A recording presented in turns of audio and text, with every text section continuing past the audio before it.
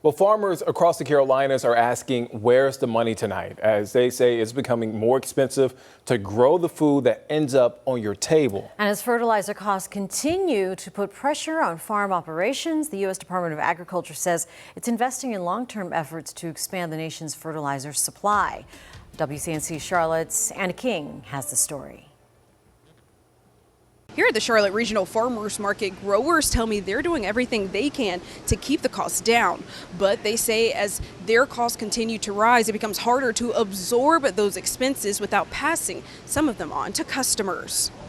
Trucks roll in, workers unload fresh produce, and customers fill their bags with fruits, veggies, and plants. But farmers say there's a lot more behind the price tag than what you see at the stand. The prices eventually have to make it to the customers, but as of now, we've been able to do a lot of recycling as far as with their soil and with their containers, so that keeps costs down. The U.S. Department of Agriculture says higher fertilizer costs have put the pressure on farm profits. That's why the department launched a $500 million program to expand domestic fertilizer production. In the meantime, some farmers say they're forced to adjust. We use it in the greenhouse. I mean, we can cut back on the amount we give the plants. It just affects the looks of them, basically. They won't be as pretty and as big. And at Farmer Jean Farms, employees say the higher cost of fertilizer eventually impacts what customers pay. As we have to pay more for fertilizer, it directly impacts how much we sell the produce for. She says although some price increases are small,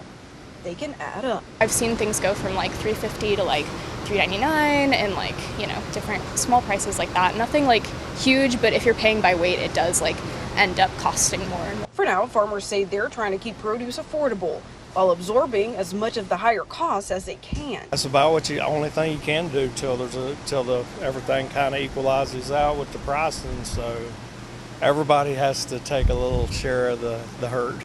At the Charlotte Regional Farmers Market, Anna King, WCNC Charlotte.